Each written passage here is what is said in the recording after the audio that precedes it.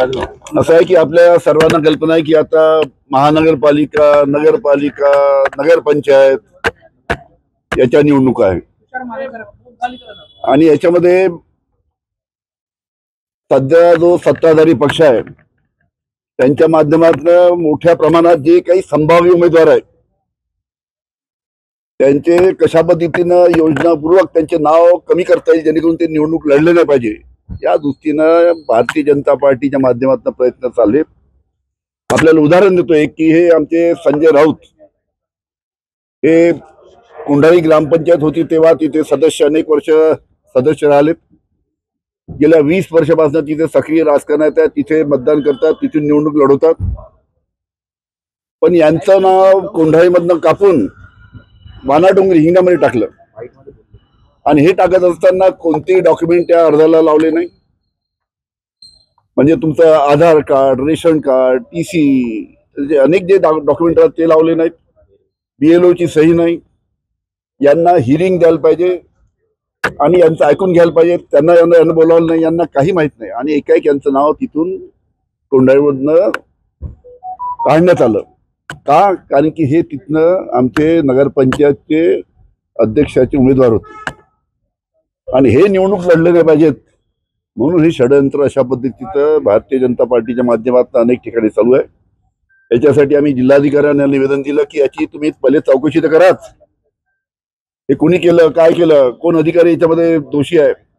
पण त्याचबरोबर संजय राऊतचं नाव कोंढाळीच्या यादीमध्ये आलंच पाहिजे याच्यासाठी आम्ही माननीय जिल्हाधिकाऱ्यांना निवेदन दिलं आणि त्यांनी लवकरात लवकर त्याबाबतीचा निर्णय घेऊन संजय राऊतचं नाव कशा पद्धतीनं मतदार यादीत येईल याच्यासाठी उचित पावलं उचलावी यासाठी आज आम्ही निवेदन इथे दिलेलं आहे। ही तांत्रिक चूक वाटते तुम्हाला की जाणीवपूर्वक केलेलं षडयंत्र? हे काही तांत्रिक चूक नाहीये, जाणीवपूर्वक कोणतेही डॉक्युमेंट नाही, BLO ची सही नाही, यांना बोलावलं, हे काही नियम पाळावे लागतात एखाद्याचं नाव डिलीट करण्यासाठी।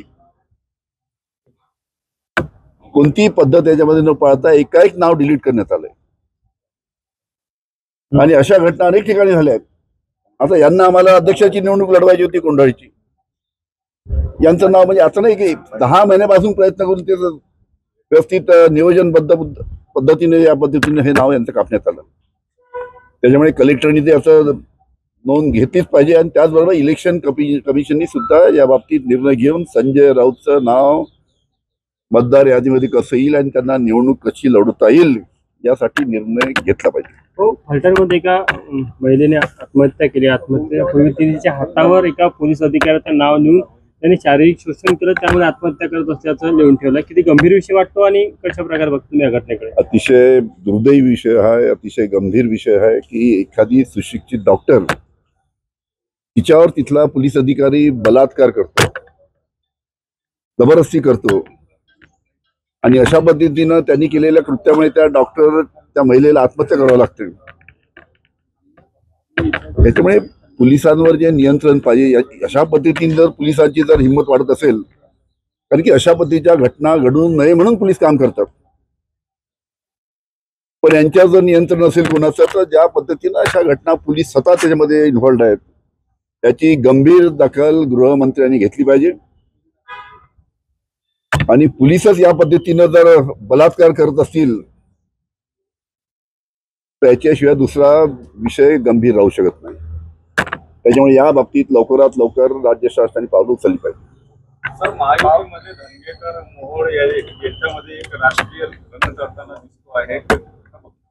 मला आश्चर्य वाटतं की जैन समाजाच्या बाबतीत त्यांचे मोठे मोठे मुनी इथं हे करतायत, याच्या बाबतीत स्वतः मुख्यमंत्र्यांनी लक्ष घालून हा विषय स्वतःकडे घेऊन दोन्ही बाजूचा ऐकून योग्य तो निर्णय लवकर घेतला पाहिजे। 3 दिवसापासून तेच चालू आहे।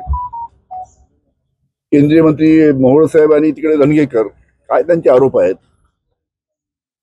ते स्वतः ऐकून घेतले पाहिजे आणि शेवटी हा जैन समाजाच्या त्यांचा जी मागणी आहे त्यांची मागणी आहे ती, त्याच्यामुळे मुख्यमंत्र्यांनी स्वतः पुढाकार घेऊन दोन्ही बाजूचा ऐकून योग्य तो निर्णय घेतला पाहिजे। काल बावनकुळे एका कार्यक्रमात असं कार्यकर्त्यांच्या सगळ्या व्हॉट्सअप ग्रुपवर आमचं लक्ष आहे, एक वॉर रूम या सगळ्या बाबींकडे लक्ष देऊन आहे। त्यावर संजय राऊतांनी म्हटलेलं की या सगळ्या प्रकारात बावनकुळेंवर गुन्हा दाखल। मी ऐकलं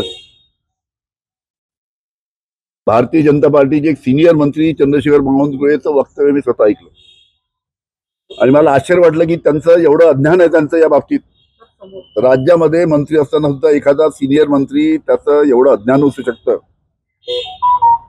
कोणालाही सर्व्हेलन्सवर कोणाचाही फोन टाकता येत नाही, हा नियम आहे, कायदा आहे. आणि चंद्रशेखर बावनकुळे सिनियर मंत्री आहे आणि त्या पद्धतीनं आम्ही सर्व्हेलन्सवर टाकू म्हणजे तुम्ही अशा पद्धतीनं काय तुमचा अशा पद्धतीने कारभार नाही करू शकत कधी. सर्व्हेलन्सवर टाकायचं असलं तर त्याच्यासाठी रीतसर परवानगी हे इन्क्वायरी ऑफिसर राहतात एखाद्या प्रकरणाचे. पोलिसांना एखाद्या कोणाचा सर्व्हेलन्सवर टाकायचं ते ऍडिशनल चीफ सेक्रेटरी होम यांची परवानगी घ्यावी लागते. ते परवानगी घेतल्याशिवाय कोणाचाही फोन नंबर सर्व्हेलन्सवर टाकता येत नाही. याची माहिती त्यांना नसावी याचं मला आश्चर्य आहे. तुम्हाला आठवतं 2019 मध्ये सिनियर IPS अधिकारी काही महाराष्ट्रातले यांनी त्यावेळेसचे काँग्रेसचे नेते शिवसेनेच्या नेत्यांचे फोन परमिशन न घेता सर्व्हेलन्सवर टाकले होते. त्यांचे फोन टॅप केले होते. याच्यावरती मी त्यावेळेस गृहमंत्री असताना याच्यावरती चौकशी लावली होती.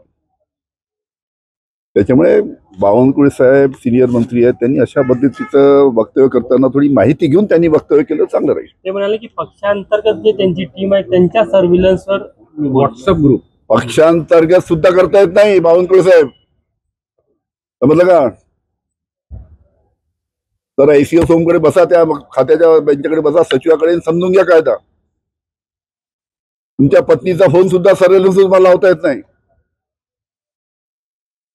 त्याच्यामुळे अशा पद्धतीचं अज्ञान चंद्रशेखर बावनकुळे साहेबांनी दाखवणं हे चुकीचं आहे.